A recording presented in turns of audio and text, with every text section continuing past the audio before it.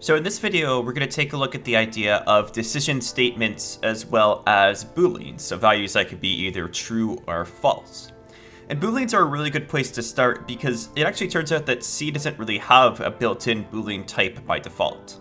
What I mean by that is that without including anything in this project, if I do something like bool, we could say check equals false, you'll see that it actually won't compile. It will give me some sort of error. And you can see that error is that it doesn't know what bool is. And it actually suggests to me that maybe I want to include this stdbool.h file. And that's exactly what we want to do.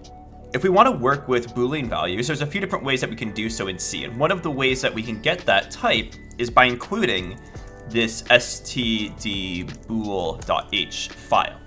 That will give us this Boolean type that can be set to either true or false. So now when I compile, you see I get no errors. Now, there's something else to keep in mind, and that's that a lot of C code is written in sort of older versions of C that don't have this standard bool.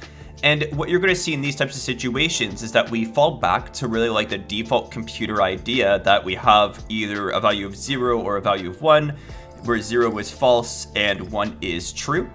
And they'll use one of many ways of being able to represent true and false as 1 and 0. Now, I'm not going to go into too much detail about these different ways. There's things like macros and enums that we can use for this, and we'll see those types of ideas as we continue on through this course. But generally, this is the idea is that we can either use 0 and 1 to represent true or false, or we can include this standard bool.h file to be able to represent true or false. And of course, true and false can be used for a variety of different things, right? We have the typical sort of idea, like relations, where we want to check, if A is greater than B, or, if A is less than B, less than or equal to, greater than or equal to. We have, does not equal, which looks like this in C, and then equals, which looks like this in C, right? So we have all these different logical operators that we can use to be able to, check if something is true or false. And the main way that we set up logic based on if something is true or false is using, of course, decision structures like if statements. So let's do like a very simple example to sort of discuss some of the ways that we can use these concepts. So what I'm going to do is I'm going to have some code that is going to take an input for a user's age. So I'm going to declare an age variable equal to 0.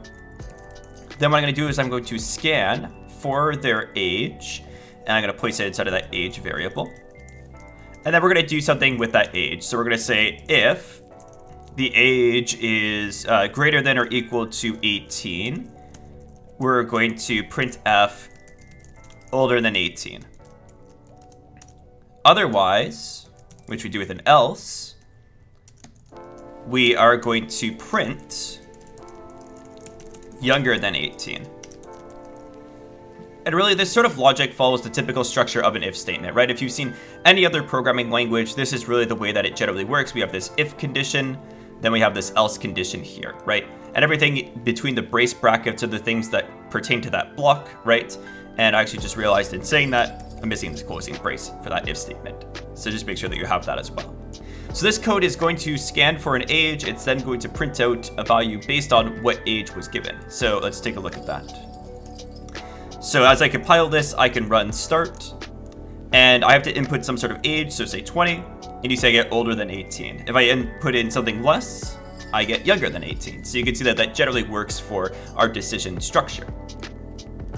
Now, if I wanted to, there's a few different things that I could do here. Well, for one, I could prompt the user to enter an age. So I could say, enter your age, like this.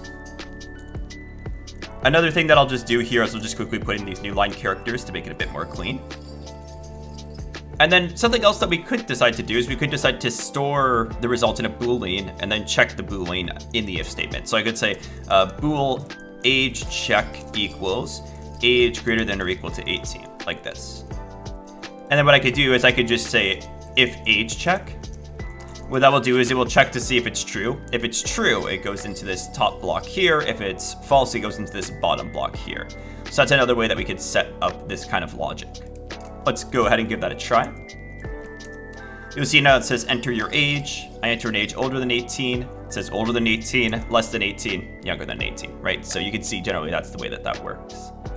Now, we could of course have else if statements as well.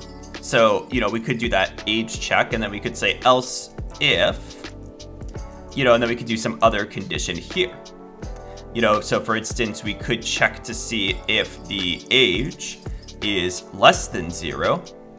And then in this kind of case, we could say invalid age, because an age can't be negative really. And then we could have an else that, takes a look at like the last sort of situation. So we could say like else, and then we could have like a printf and say younger than 18.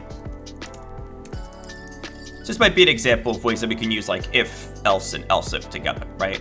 And we can see this example here. We've really just added on one little condition, right? If I put in a negative number now, it gives me invalid age as a result.